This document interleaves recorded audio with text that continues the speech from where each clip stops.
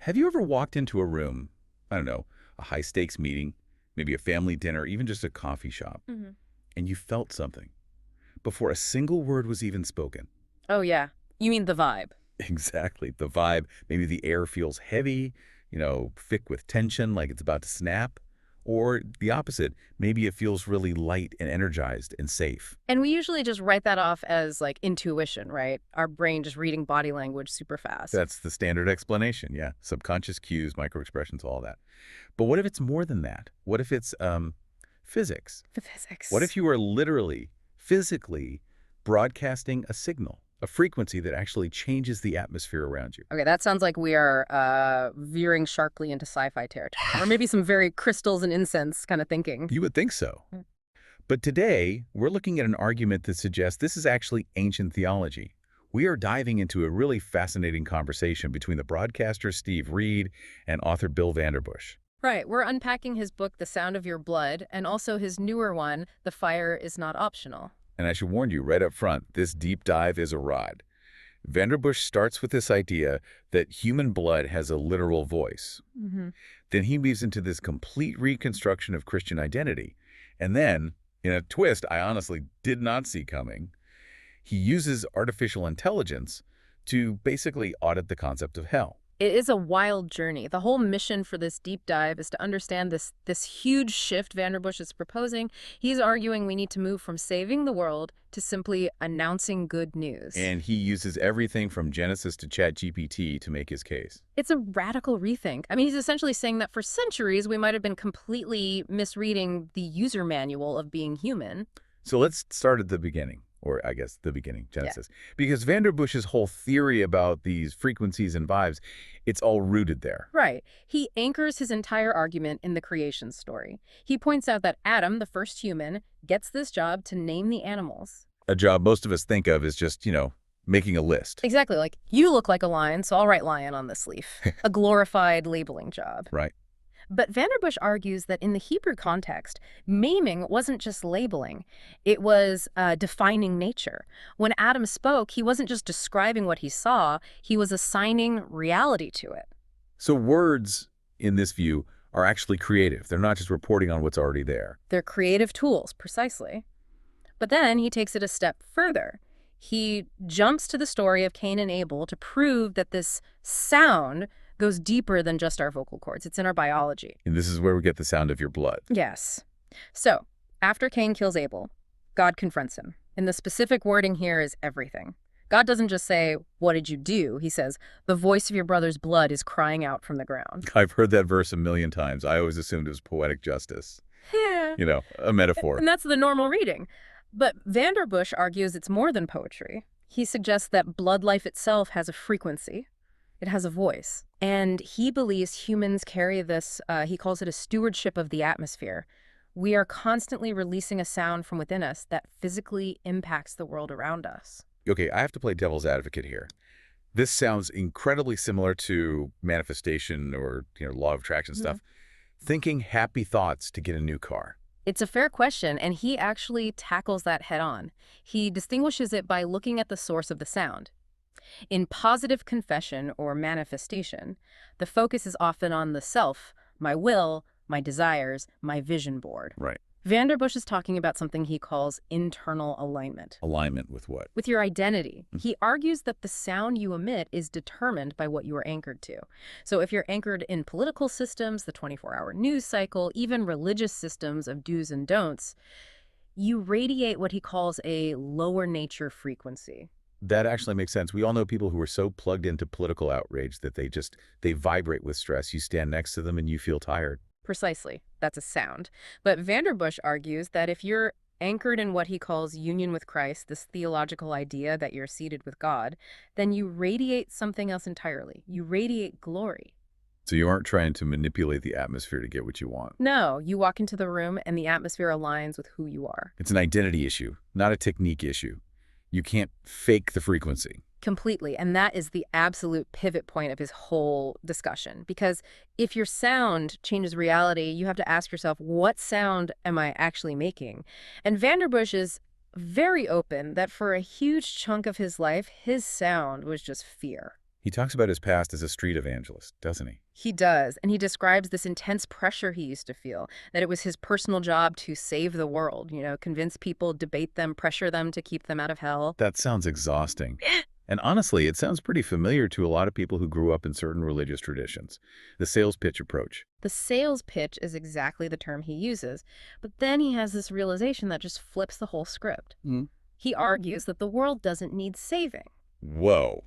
Pause right there. That is a massive theological statement. If the world doesn't need saving, what are we even doing? Well, in the context of his argument, he means that from God's perspective, the saving work is done. It's finished. The war is over.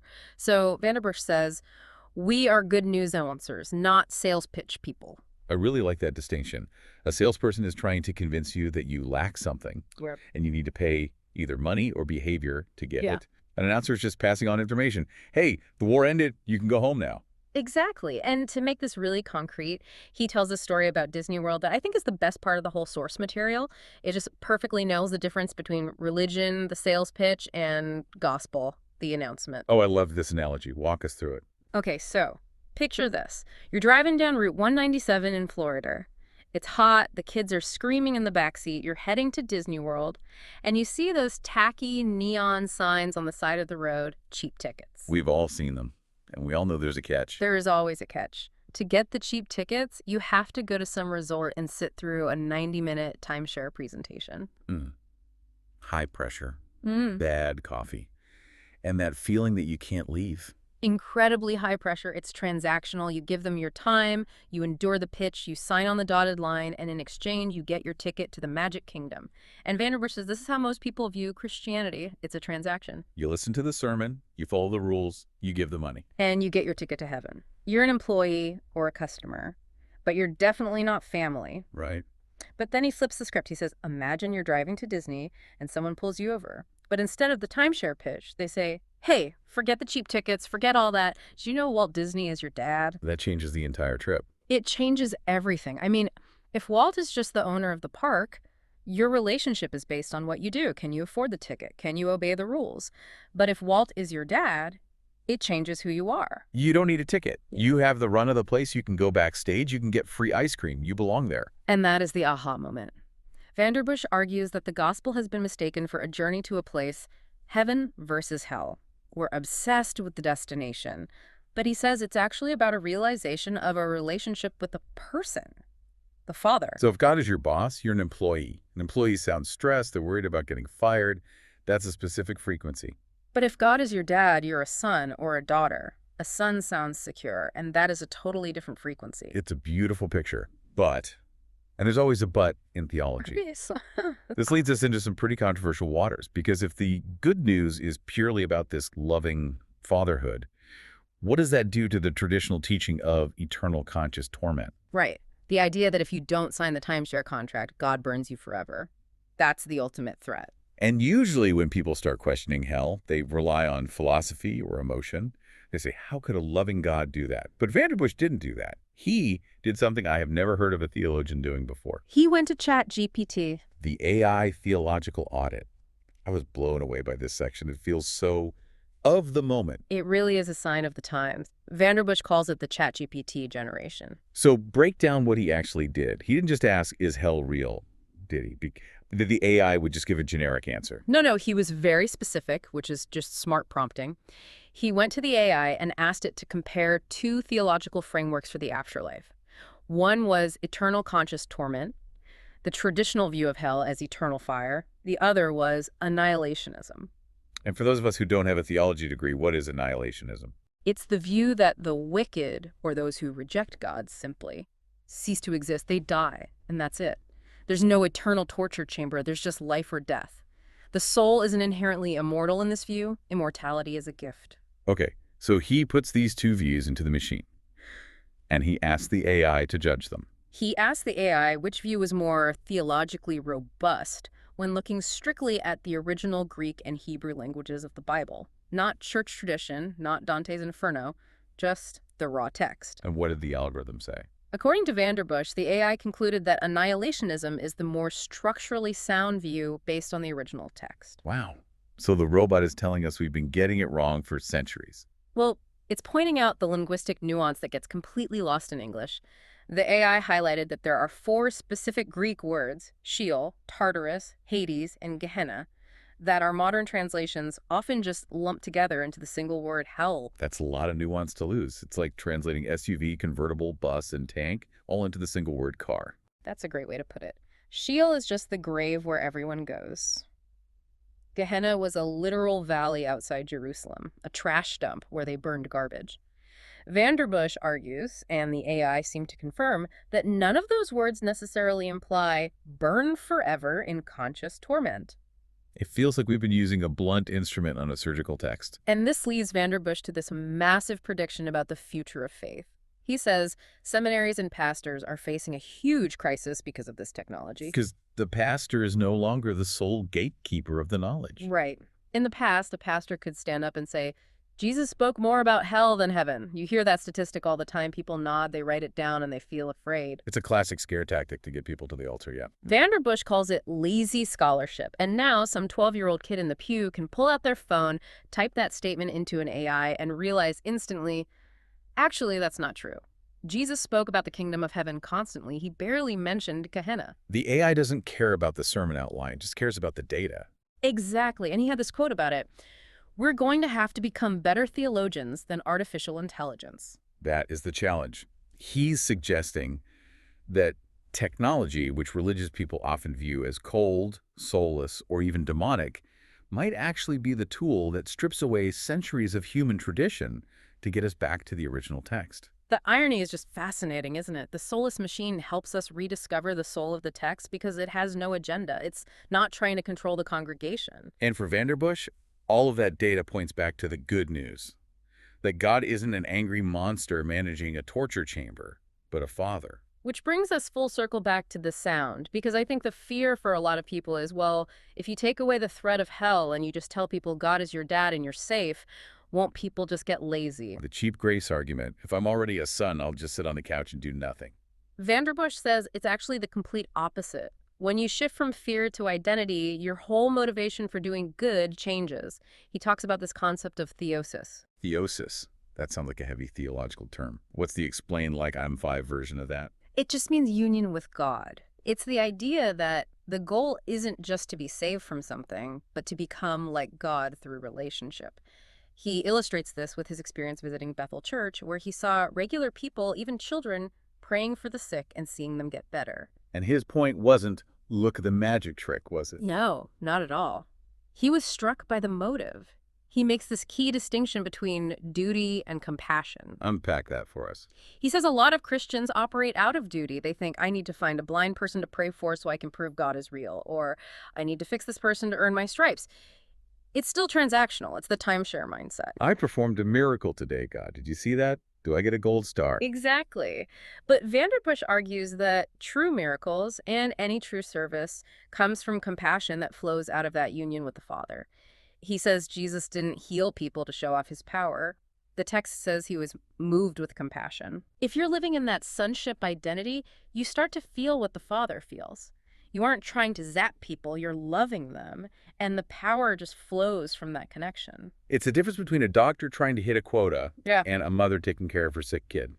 The action might look similar, administering medicine, but the energy, the sound of it all is completely different. It's a perfect analogy. The mother isn't doing it to get paid, she's doing it because that's her child. It's identity-based action. So we've moved from blood frequencies to Disney dads to AI theology. It all seems to be building to this idea of just dropping the labels. The ice trap. What's the ice trap? Universalist, Calvinist, Arminianist. We love to label people to figure out whose team they're on. Because Vanderbush talks so much about God's love and challenges the hell narrative, people always ask him, are you a universalist? Meaning, do you believe everyone gets saved no matter what? Right. And he quotes a friend of his in response who said, I'm not an ist, I'm a son. That's a mic drop line. It really is. He argues that labels like universalism focus on the scope, who is in and who is out. It's still a logistical argument, but sonship focuses on identity. Who is dad? Right. He thinks focusing just on everyone is saved can actually lead to apathy if you don't grasp the relationship. It's not just about getting everyone into the club, it's about knowing the owner of the club. So let's zoom out. We started with the idea that our blood makes a sound, a literal broadcast signal, based on our internal state. Which tells us that who we are impacts the world way more than what we say. Then we moved to the Disney analogy, shifting from a transactional fear of a boss to the relational security of a father. Which fundamentally changes why we do what we do. We move from employee duty to family compassion. And then we had the AI reality check, suggesting that maybe our scary traditions aren't as biblical as we thought, and that the good news might actually be good. It's a really cohesive argument. Vanderbush is saying that the sound of your life, the impact you have on reality, it just clears up when you stop trying to save the world out of fear and start living out of that union with Christ. You stop sounding like a siren stress, fear, judgment, and start sounding like, well, like home. Yeah. And what I love is the role of technology in all of this. You'd expect a conversation about blood frequencies and ancient Greek to be pretty anti-tech. But Vanderbush welcomes the scrutiny. He believes the truth can handle the pressure. That's a confident stance. He's essentially saying, go ahead, fact check my faith. It'll hold up. It really is. So here's the final thought I want to leave you with today. Vanderbush suggests that the most radical thing you can do isn't to work harder for God, but to realize the work is already finished. And that invites a really provocative question for us, living in the modern world. It sure does. If an algorithm, a cold, hard logic machine, can look at our ancient spiritual texts and say, hey, you guys have added a lot of fear that wasn't there originally, what else in our lives needs a fact check? That is the question. What other absolute truths are we holding on to about ourselves, our politics, our relationships that are just waiting for a simple audit to crumble? Maybe we're all holding on to cheap tickets because we're too afraid to ask if we actually own the place. Sometimes it takes a machine to remind us how to be human. Thanks for diving in with us. We'll catch you next time.